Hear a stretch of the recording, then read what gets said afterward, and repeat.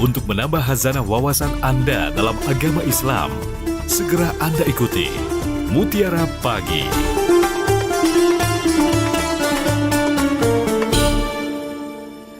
92,4 FM Pro 1 RRI, kanal informasi dan inspirasi di Mutiara Pagi. Pagi hari ini pendengar, kita sudah terhubung bersama narasumber kita.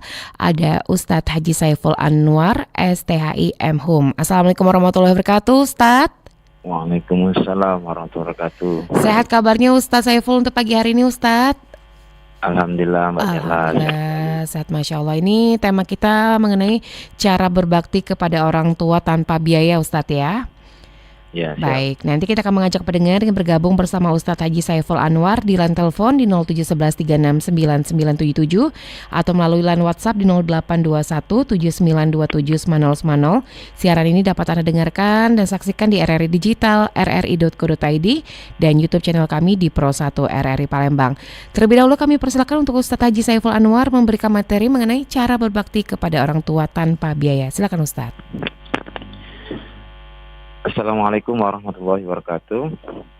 Alhamdulillahirabbil alamin. Assalatu wassalamu ala Rasulillah wa ala alihi wa sahbihi ajma'in ba'du.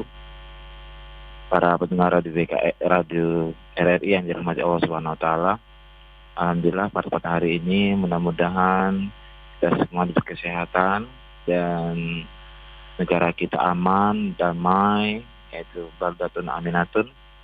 Mudah-mudahan semua permasalahan selesai dan bisa damai sebagaimana biasa. Amin ya rabbal alamin. Pada kesempatan hari ini tema kita tentang cara berbakti pada orang tua tanpa biaya. Sebenarnya kadang kita berpikir bahwa dengan kondisi-kondisi yang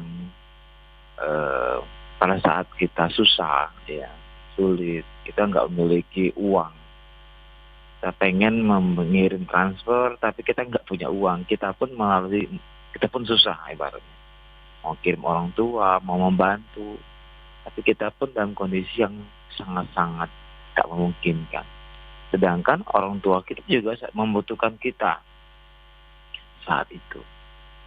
Atau kondisi yang memang di mana posisi kita dan orang tua jauh, kita pengen mandikannya, mungkin ya karena sudah lansia, atau pengen membersihkan kotorannya, atau nyuapinnya, atau mijitnya gitu. Dan posisi kita itu jauh. Dan sangat sulit bagi kita untuk berbakti kepada orang tua dengan kondisi yang jauh jaraknya, ekonominya juga morat-marit dan lain sebagainya. Nah, di dalam Islam ada 5 cara untuk mengatasi hal tadi. Jadi Allah SWT menginformasikan di dalam Al-Quran cara berbakti itu kepada orang tua. Memang layaknya kita itu lengkap, merawat, ya, membiayainya, ya, mengurusinya, memeliharanya, sebagaimana kita dulu pernah dirawat sejak kecil. Itu pun ada 5 poin yang diajarkan oleh Al-Quran, surah Al-Isra ayat 23-24. Allah berfirman, wa qada rabbuka alla ta'budu illa iyyahu wa bil walidaini ihsana. Dan Tuhanmu telah menetapkan supaya kamu jangan menyembah selain Dia, dan hendaklah kamu berbakti kepada kedua orang tuamu dengan sempurna. Dengan sempurna, ya. Jadi di sini wa qada rabbuka alla ta'budu illa iyyah. Di sini menunjukkan bahwa kita itu pertama yang paling penting adalah sebelum berbakti kepada kedua orang tua, kita itu harus berbakti kepada Allah terlebih dahulu. Andaikan misalnya, ya, apapun ternyata tidak cocok dengan perintah Allah, nggak usah diikuti. Maksud Allah itu begitu. Jadi kita tuh utamakan, kita harus berbakti kepada Allah terlebih dahulu. Semua larangannya dijauhi, semua perintahnya dikerjakan. Itu prinsip pertama. Nah, kalau misalnya ternyata ada orang tua mengajarkan untuk menduakan, misalnya ngajak masang penglaris, atau misalnya kita panggil dukun tuh untuk ngobatin si A, atau kita panggil dukun tuh untuk mindahkan air hujan, misalnya seperti itu kan, atau pawang hujan dan lain sebagainya. itu sama dengan menduakan Allah, dan Allah tidak menyukai itu. Nah, maka disambungnya wabil walidain ihsana. Setelah kita bagus, sudah berbakti kepada orang tua, baru level keduanya adalah wabil walidain ihsana. Kita diperintahkan untuk berbakti kepada orang tua. Yaitu dengan sempurna. Sempurna itu ihsan. Ihsan itu bisa menafkahinya, ya, ngasih makannya, yang ngobatinya, nyiapkan BPJS-nya, ya kan.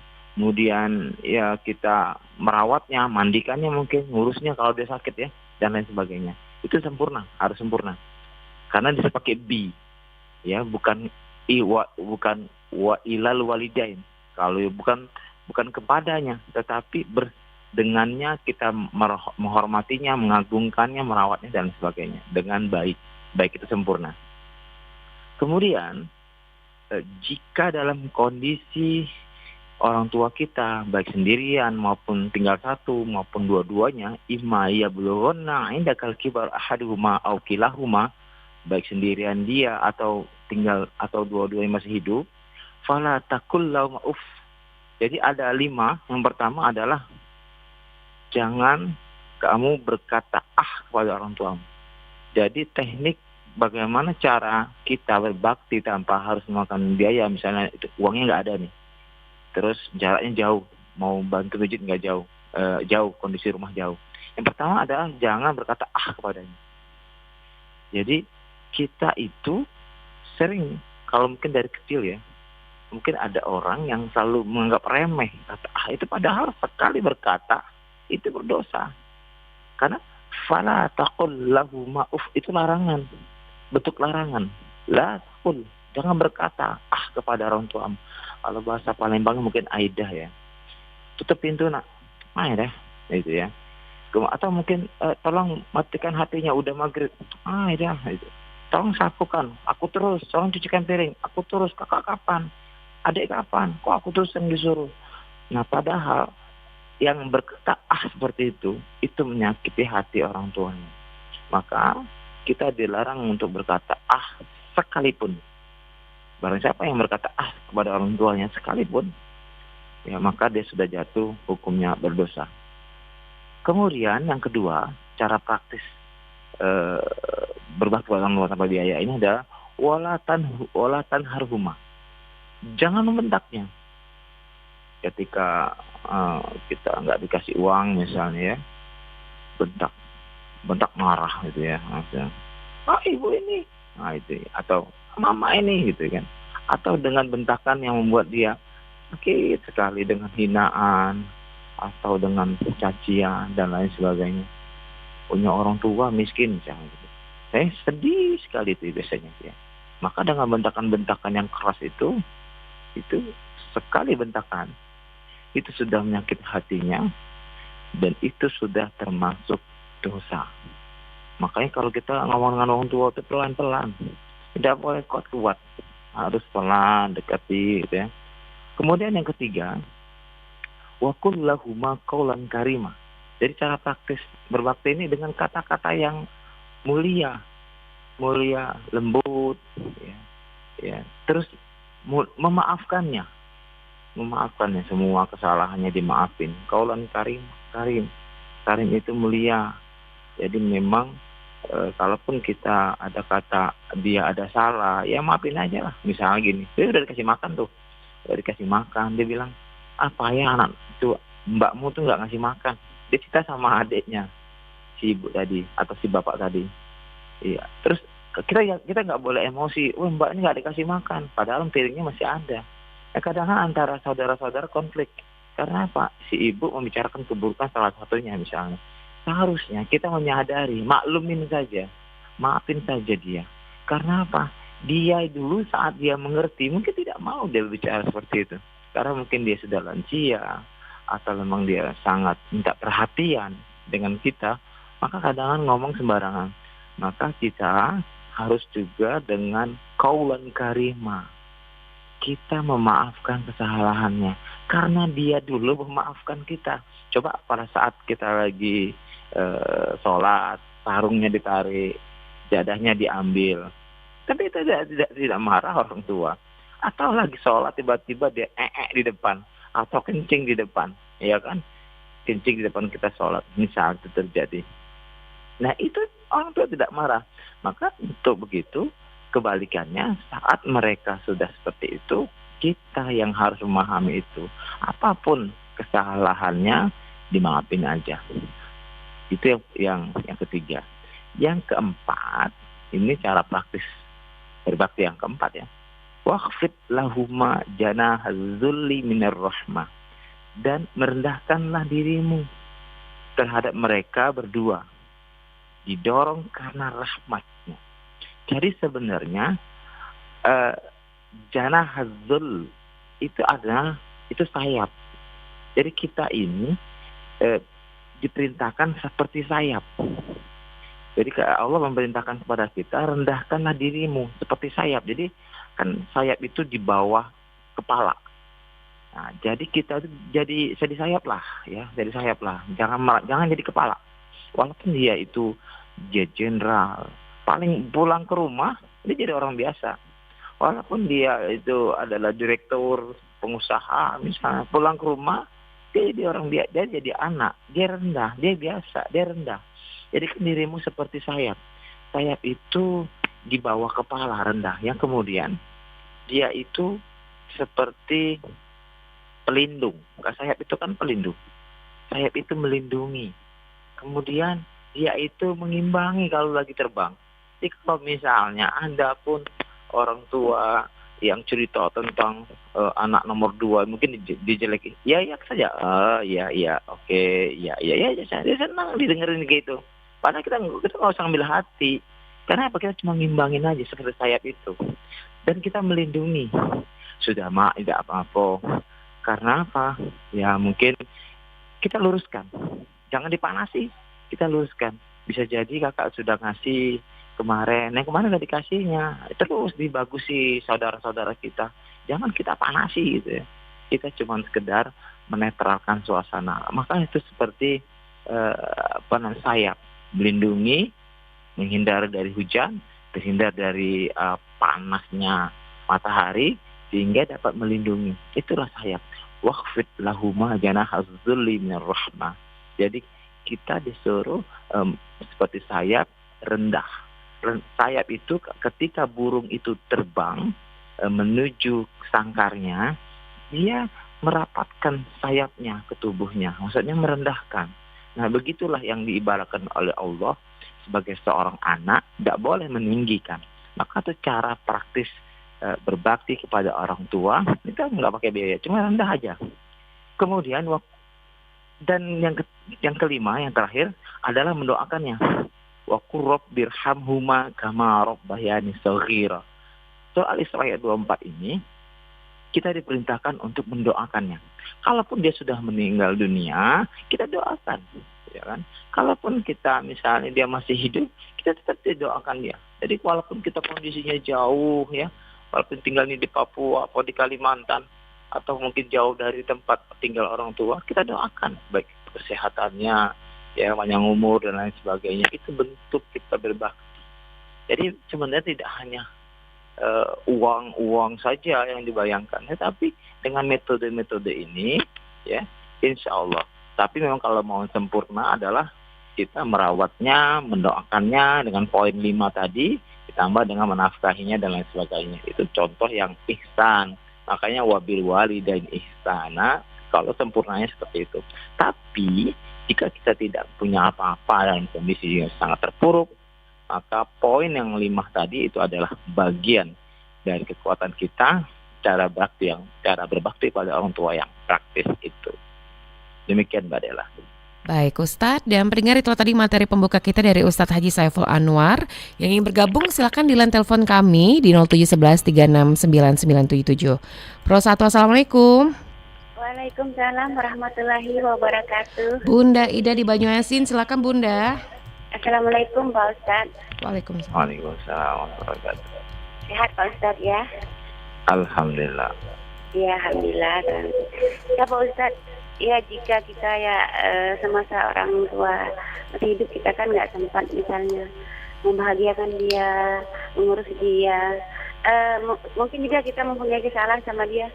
Ya di masa sekarang tuh apa sih yang akan kita lakukan buat dia gitu Pak Ustadz. Sedangkan dia sudah tidak ada lagi di dunia ini gitu Pak Ustadz. Ya, Baik, itu segitu aja saja Bunda. pertanyaan. Terima kasih waktunya. Wassalamualaikum Waalaikumsalam warahmatullahi warahmatullahi wabarakatuh. wabarakatuh. Silakan Ustadz. Baik, iza maka banu adama in qata amal ilana salasin sadaqatin jariyatin au ilmun yantafa'u bi awalin salihin yad'u lahu. Hadis ini menunjukkan bahwa jika anak Adam itu terputus semua, jadi amalnya semua terputus kecuali 3 perkara. Yang pertama adalah amal jariah. Mungkin selama ini mungkin dia sudah pernah berbuat baik, itu jadi amal jariah.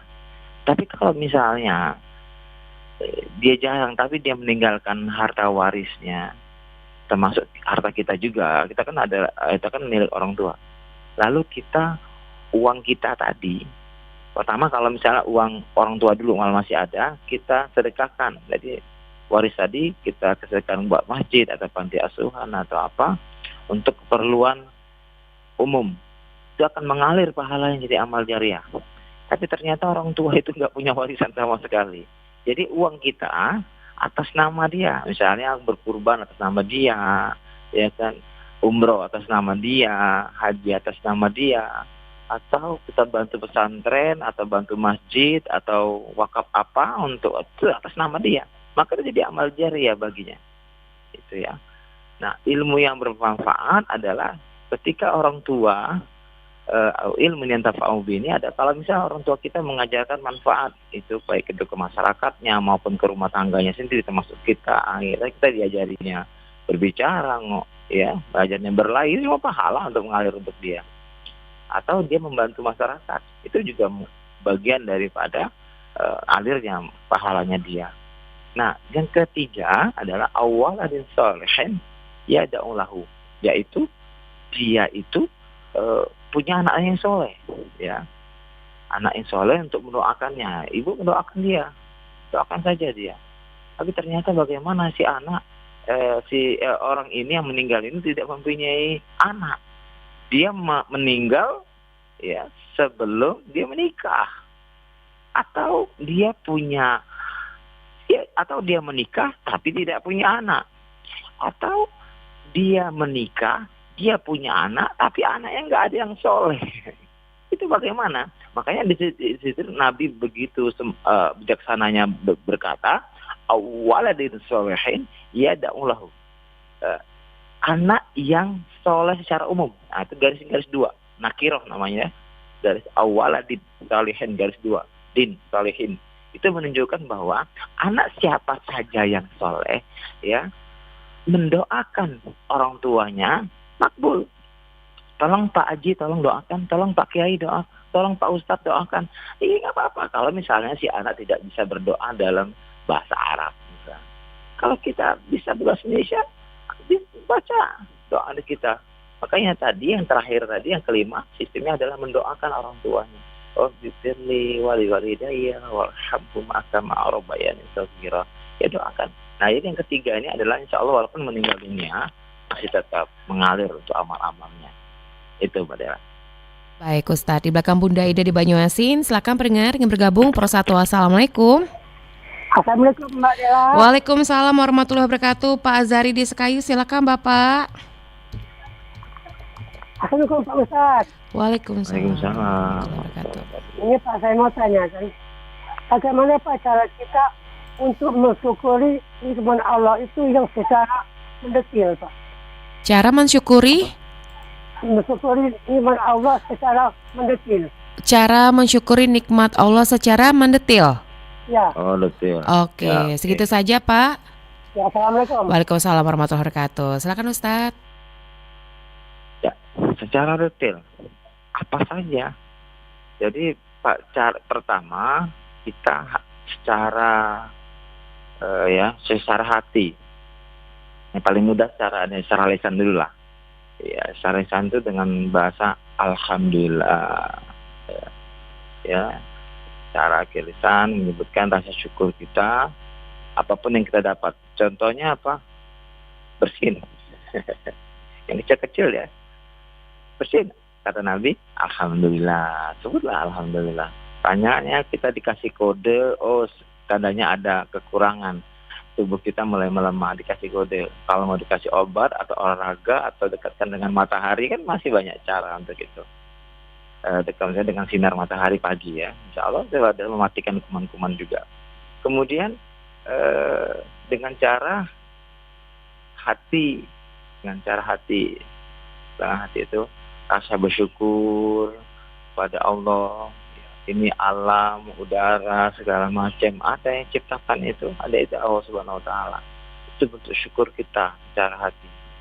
Nah, yang ketiga belajar dari yang hati tadi, ya kita dengan gerakan bersyukurnya yang secara detail tadi. Dengan cara apa? Sholat 5 waktu, sujud. Inilah tiada Tuhan selain Allah. Ya subuh bangun, zuhur sholat, ya. Subuh sholat, zuhur sholat, asar sehari 5 kali bersyukur sama Allah. Aku panjang umur, aku dapat udara, aku dapat hujan. Ya, jadi tidak mesti semua yang bayangan orang tuh kaya, enggak seperti itu sebenarnya bersyukur itu. Bersyukur udara, ya kan, nikmat yang Allah berikan. Coba kalau nggak bisa di-stopin udara, kayak 1 menit, 2 menit, mengas kita. Masuklah dalam ruangan, nggak ada angin, nggak ada oksigen, susah. Itu yang paling sederhana yang detail tadi adalah udara. Ketika udara ini tertutup, sudah menggap-menggap kita. Maka yuk bentuk syukurnya dengan gerakan. Dengan cara apa?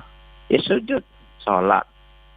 Ya, apa yang diperintahkan, apa yang dilarang nggak usah dikerjakan, yang rusak-rusak tinggalkan. Ya, bentuk apa? Aku bersyukur sama Allah karena inilah Tuhanku. Tiada Tuhan selain Allah. Nah, jadi bentuk ada dengan cara gerakan tadi. Ya sholat, ya berpuasa Ramadan, ya berzakat, nolong orang, itu ada bersyukur. Kalau kita begini, lebih baik kita bantu orang deh daripada kita dibantu. Berarti kalau kita membantu tangan di atas, kita lebih baik posisinya. Berarti kita punya kelebihan. Ingat, dengan cara syukur melalui lisan, setelah itu hati, ya atau hati dulu atau dengan lisan, semuanya dirangkum. Jadi dengan bersyukur dengan cara perbuatan, yaitu melalui sujud kepada Allah Subhanahu Wa Taala. Itu. Baik, di belakang Pak Azari di Sekayu di 369977, Ustadz kita ke WhatsApp dulu Ustadz ya. Dan Ya. ini sudah ada yang beberapa masuk dari Oma Ana di Prabu Muli. Assalamualaikum warahmatullahi wabarakatuh. Ustadz mau bertanya, bagaimana cara orang yang mualaf untuk berbakti mendoakan orang tua? Karena katanya doa kita Muslim tidak sampai. Terima kasih Pak Ustadz dari Oma Ana di Prabu Muli. Silakan Ustadz. Baik. Sebenarnya zaman dulu ada doa anak kepada orang tuanya walaupun beda agama. Dulu itu diterima. Illa qaula Ibrahim li abihi, kecuali perkataan Ibrahim, dia mendoakan orang tuanya. Jadi ketika Nabi Ibrahim alaihissalam, dia memiliki orang tua dan orang tuanya itu beda agama. Lalu Nabi Ibrahim berdoa kepada Allah dan itu dikabulkan. Tapi kata Allah, illa qaula Ibrahim li abihi, kecuali perkataan Ibrahim saja yang diterima. Yang selain dari itu nggak diterima lagi. Jadi kemudian seperti Abu Thalib, dia punya anak Ali bin Abi Thalib. Ketika Ali mendengar ayahnya meninggal dunia, dia menemui Rasulullah. Ya Rasul, pamanmu telah meninggal dunia. Kamu jangan mendoakannya. Begitu. Lalu bagaimana solusinya? Beda agama, sedangkan si A ini adalah mu'alaf. Ya, sekali lagi, innallaha la yaghfiru ayyushraka bi. Sesungguhnya Allah tidak mengampuni dosa syirik, sedangkan dia menduakannya. Itu permasalahannya.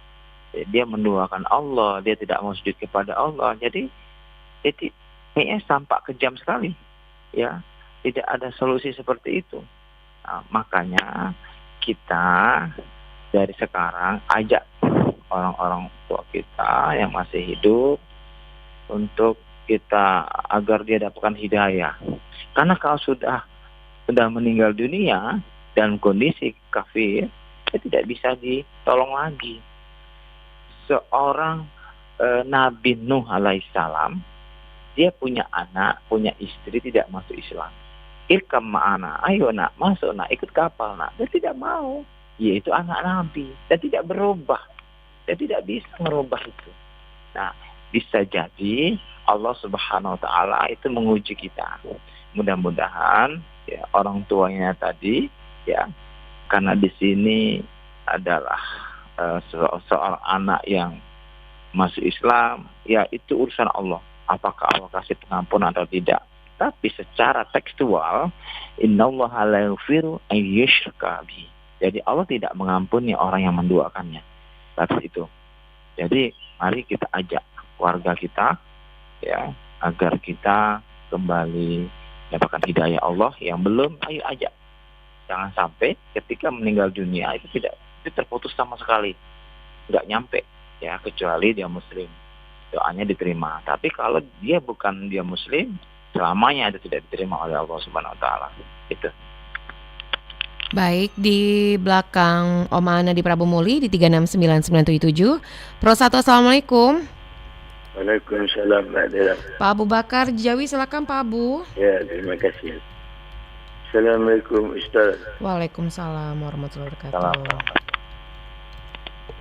Dosa besar itu Ustaz ada 7 macam. Pertama, syirik kepada Allah Subhanahu wa Ta'ala, dan kemudian durhaka kepada kedua orang tua, termasuk dosa besar. Nah, di antara syirik dengan berdurhaka ini, mana lebih besar Ustaz dosanya? Ya, itu aja Ustaz. Terima kasih. Assalamualaikum. Waalaikumsalam warahmatullahi wabarakatuh. Silakan Ustaz. Dalam surah An-Nisa ayat 116 itu, innallaha la yaghfiru an yushraka bihi wa yaghfiru ma duna dzalika liman yasha. Sesungguhnya Allah tidak mengampuni dosa syirik, dan Allah mengampuni dosa selain itu. Nah, berarti ada harapan. Ketika ada anak itu durhaka kepada orang tuanya, kalau dia memohon ampun, memohon maaf kepada orang tuanya, maka dosanya terhapuskan. Itu bentuk Maha Allah tadi, Maha Pengampun, Maha Bijaksana. Ya, jadi kalau syirik betul-betul tidak diampuni. Nah, hanya saja syirik ini menggunakan kata lanafi, innallaha la yaghfiru. Nah, bukan menidakkan secara total. Ya, selagi dia, ini bentuknya yaghfiru, ya itu fi'il mudhari'. Ini menunjukkan bahwa kalau dia mohon ampun, syirik pun itu diampuni oleh Allah kalau ruhnya itu belum sampai tenggorokan. Dulu Fir'aun ketika ruhnya sampai di tenggorokan, lalu dia mohon ampun kepada Allah, Allah tidak ampunin itu. Tetapi kalau ruh kita masih panas nih, di kaki masih panas, masih anget-anget, belum sampai tenggorokan, ketika dia menyebut la ilaha illallah dakhalal jannah, masih masuk surga, tapi kena siksa dulu karena dia ada dosa sebelumnya. Nah, tetapi kalau dia masih panjang ruhnya juga, ya seperti Umar bin Khattab, itu pernah bunuh orang, banyak yang dibunuh, bahkan anaknya hidup-hidup itu dibunuhnya. Dia pernah menyembah Lata, Uzza, dia juga menyembah berhala waktu itu waktu di Ka'bah itu. Ada patung-patung, dia sembah itu. Nah, ketika dia mohon ampun, itu syirik juga. Salman Al-Farisi dulu penyembah api, lalu dia mohon ampun kepada Allah, Allah ampuni itu. Maka dosa syirik selagi ruhnya masih panjang, belum sampai tenggorokan, kalau dia mau mohon ampun, Allah ampuni itu. Jadi kalau misalnya ya ada orang, ada kawinan tuh, kawinan itu dia pakai ada bawang merah, ada cabai merah ya, dengan ada itu dilemparkan ke atas genteng dengan tujuan adalah anti hujan. Itu kan syirik juga, ya. Dia penglaris. Ya, dengan ada penglaris dia pakai ilmu kebal, itu syirik juga itu. Itu menduakan Tuhan. Tapi ketika dia bertobat sebelum matinya, itu diampuni oleh Allah. Itu enaknya. Cuman masalahnya berdosa, kita tidak tahu kapan matinya kita ini. Jadi ketika kita berdosa, bertobat, pas kita syirik, enggak masalah kata Pak Ustadz, diampuni, masa panjang ruhnya. Ya betul. Tapi ketika saat kita berbuat syirik, Allah cabut, maka mati dia dalam kondisi syirik. Maka berbahaya kalau kita pakai hal-hal yang seperti itu. Ya pakai dukun lah, berobat ke sana ke sini, tidak percaya kepada Allah, maka dia menduakannya di saat itu dia mati dalam kondisi syirik, dan itu dosa besar.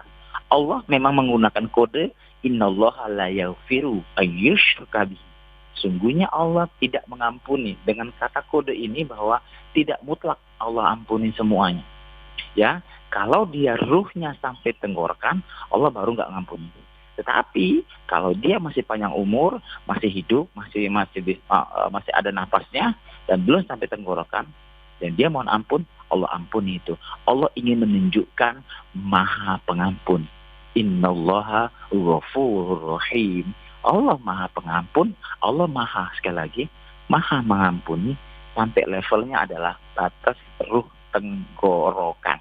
Setelah itu Allah tidak mau lagi mengampuni. Itu. Baik, Ustadz. Ustadz, kita ke penelpon selanjutnya ingin bergabung di belakang Pak Abu Bakar Jawi di 369977 Pro 1. Assalamualaikum. Waalaikumsalam.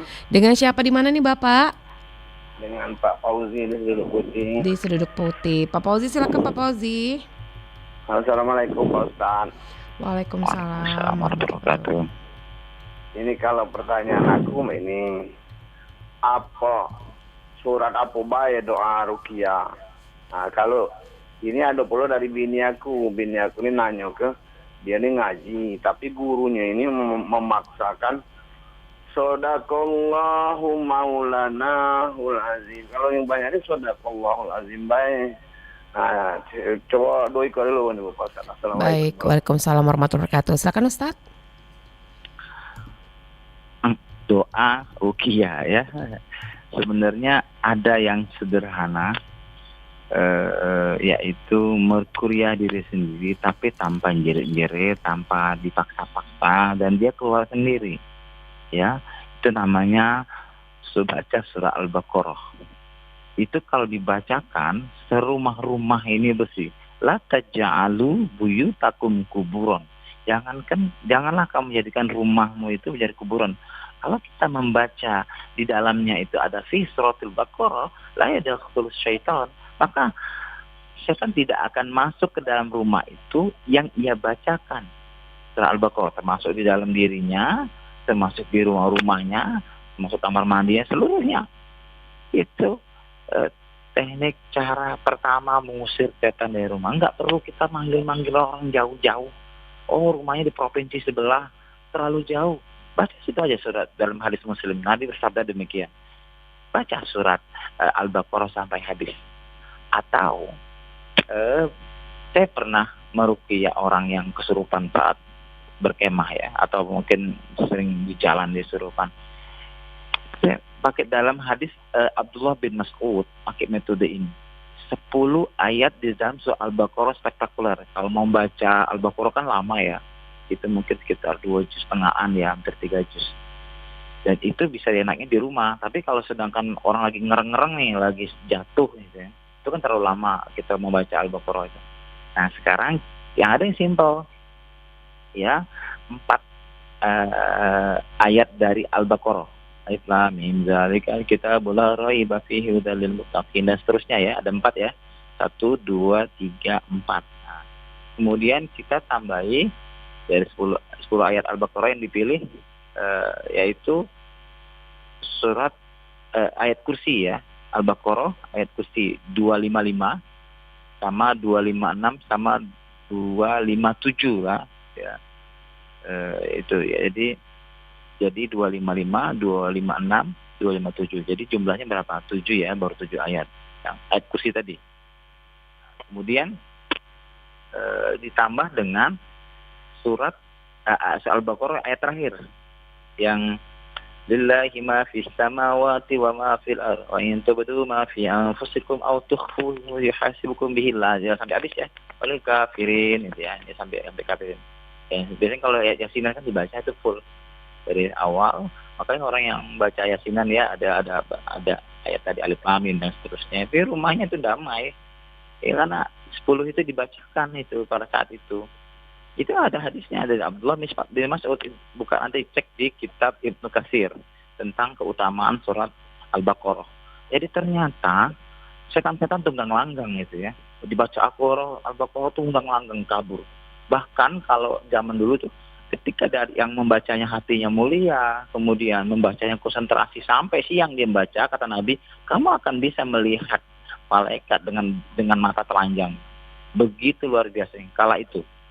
Betapa orang ini bagus, hatinya mulia, itu malaikat senang mendengarkan baca Al-Baqarah.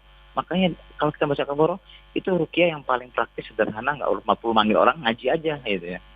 Dan masih banyak yang lain sebenarnya, nggak cukup waktunya. Nah kemudian terakhir, tadi apa ya? Tentang yang shadaqallah itu Ustadz. Shadaqallahul azim ya. Ya itu sekedar kita untuk membenarkan perkataan Allah. Satunya tadi ya kalau misalnya ada juga Shadaqallahul azim, karim, tambah karim, Shadaqallahul karim ya.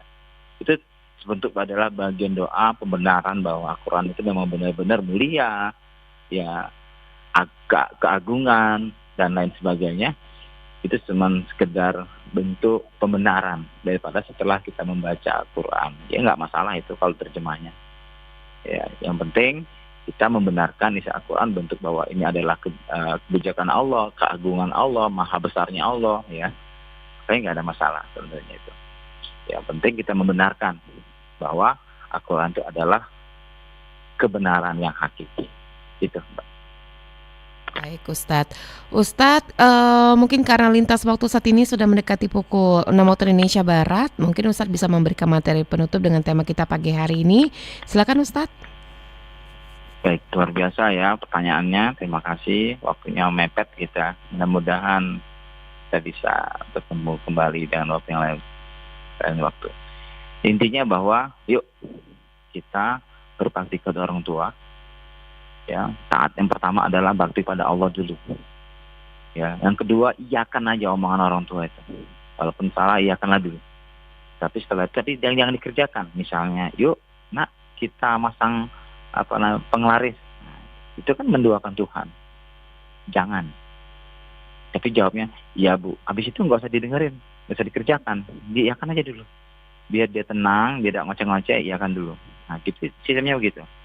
Kalau misalnya lagi hamil dikasihnya bunga bangli dan lain sebagainya, apa itu borukem lah, pecah beling, gunting segala macam. Itu paham-paham lama. Lalu dia ngajarkan seperti itu, iyakan saja, diam, bis dibuang ke tong sampah. Yang penting jangan dibilang ya.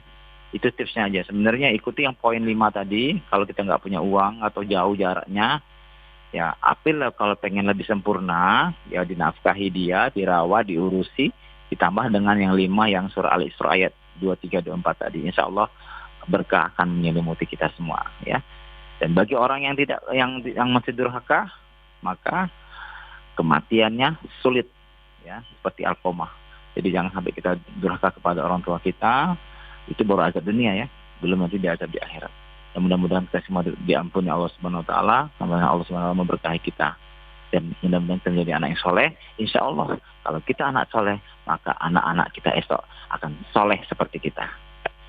Demikian, terima kasih. Mohon maaf. Assalamualaikum warahmatullahi wabarakatuh. Waalaikumsalam warahmatullahi wabarakatuh. Terima kasih banyak untuk Ustadz Haji Saiful Anwar yang sudah memberikan materi mengenai cara berbakti kepada orang tua tanpa biaya. Tepat pukul 6 waktu Indonesia Barat, kita akan mendengarkan informasi warta berita daerah dan tetaplah bersama kami di Pro 1 RRI.